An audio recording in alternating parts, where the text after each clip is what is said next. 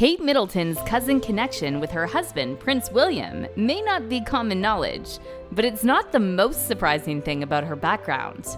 Kate Middleton was her name when she was just a commoner, but today she's Duchess Catherine of Cambridge, Dame Grand Cross of the Royal Victorian Order, and a mother of 3 on her way to becoming the Queen Consort. How did she go from being a constant subject of media criticism to wearing Princess Diana's earrings at the Trooping the Color Parade? This is the surprising story of Kate Middleton. By the way, you be careful what you say now, because these guys, they're filming. I know.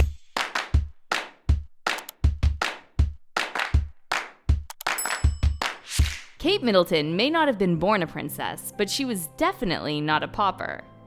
But that didn't stop the media and public who loved ripping her apart in the early years of her relationship with Prince William by constantly repeating that she was a commoner and unfit for the prince. Catherine Elizabeth Middleton was born on the 9th of January 1982 as the eldest child and daughter of Carol and Michael Middleton. Her childhood was stable and relatively modest. Her mother, Carol Middleton, comes from a family whose ancestors were laborers and miners, while her father, Michael Francis Middleton, was born to a wealthy Yorkshire family. Although the Middletons may not have been the richest family in the village of Berkshire, where Kate grew up, they were not in the bottom ranks of society either. Long before she got married to Prince William, or even met him, Kate Middleton enjoyed a middle-class life.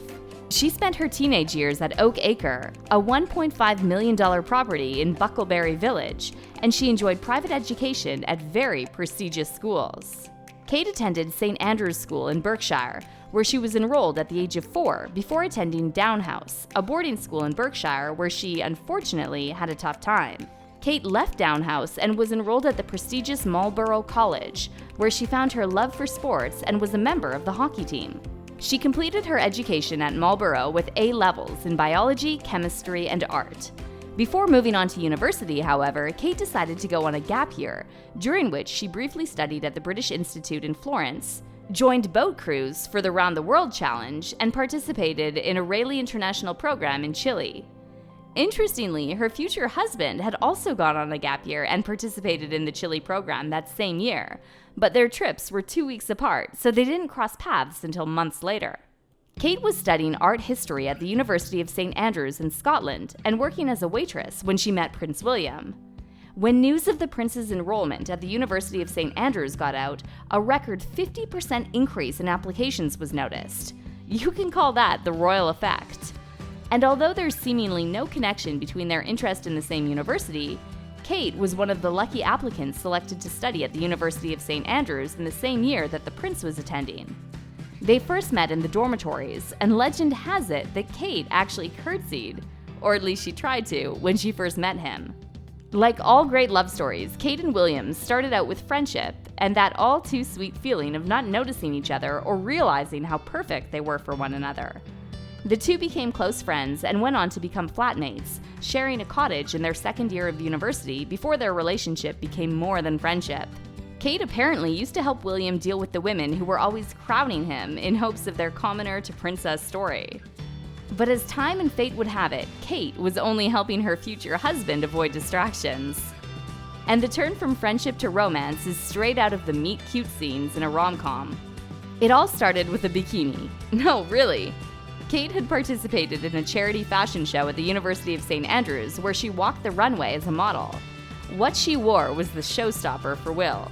Kate sashayed down the stage in a see-through dress that has since gained its own fame. And after that catwalk, William was a goner. William, who had gotten front row seats for the show, took one look at Kate and told his friend and now godfather to their son, Fergus Boyd, "Wow, Kate's hot." And so it began. In their second year at the University of St. Andrews, Kate and William started dating. Their relationship was kept private for the most part while they were undergraduates, but by 2005, when they both graduated, it was officially public information. And that's how the fairy tale story of the commoner who became a princess really started. But the story, like all fairy tales, had its own fair share of hiccups.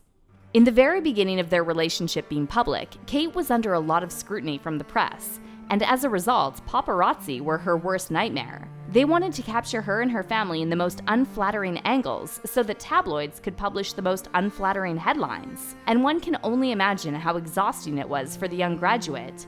It was so bad that the paparazzi stalked and followed her on her birthday. With the lack of privacy, it was difficult for the young couple to enjoy their relationship, and the strain was quick to tell. While Kate worked as an accessories buyer for Jigsaw and lived in the city with her sister, Pippa, after university, William joined the military as a rescue pilot, a job which took him out of town quite often. Throw in the paparazzo drama, the burden of royalty, and the typical issues of young romance, this adorable couple broke up in 2007. It was almost expected that the couple would split, but that's not to say it wasn't heartbreaking to them and their fans worldwide. Kate had to take compassionate leave from work and spend some time away from the city to deal with the aftermath of their breakup. However, despite the trouble in paradise, the two were able to find their way back to each other and resume their romance shortly after the breakup. And their love story continued. On the 6th of November 2010, the couple were engaged after a holiday in Kenya. With the reality of Kate becoming royalty drawing nearer, the media heat got intense. They were looking at everything and anything Kate did, including the fact that she liked carrying clutch bags. It was almost as though they were trying their last attempt to bring her down, and it was wildly unsuccessful. The royal wedding between Prince William and Kate Middleton was held on the 29th of April 2011 at Westminster Abbey, a beautiful event witnessed by millions across the world. Kate Middleton was officially the Duchess of Cambridge, and she'd continued to amaze the world by proving that she was born for the crown. Sticking with her roots, Kate had championed several causes and events relating to sports and arts. But more inspiring is her dedication to mental health. The Duchess and Duke of Cambridge have started several foundations and taken over responsibility for tons of charities. And one cause that seems dear to their hearts is mental health, especially for younger children. With their focus on early childhood, we can't ignore the fact that William's childhood, along with his brother Harry, was filled with some level of trauma. And it's so heartwarming that they're focusing on helping young children. Beyond her charitable activities, Kate Middleton is iconic for so much more.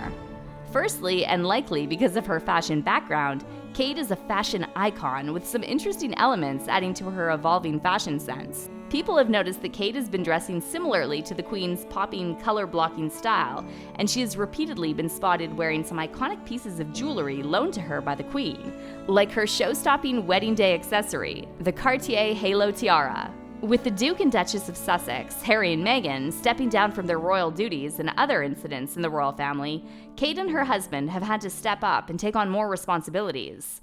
And the Queen seems well pleased with Kate, which is an interesting outcome because for 5 years while Kate and William dated, she didn't get to meet or interact with the Queen.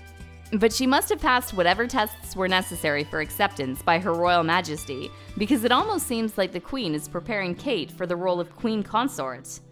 After all, she will become a queen by marriage, not birthright. Aside from the Queen, who seems to have accepted Kate for the princess she is, the public and press also seem to have accepted Kate as a queen in waiting. The media loved calling her a commoner who was unfit, but after 11 years of marriage to the royal family and exceeding all expectations set out for her, Duchess Catherine of Cambridge has proved that she's definitely not a commoner. And if we're being honest, she never was. So what was your favorite part of Kate's incredible life story?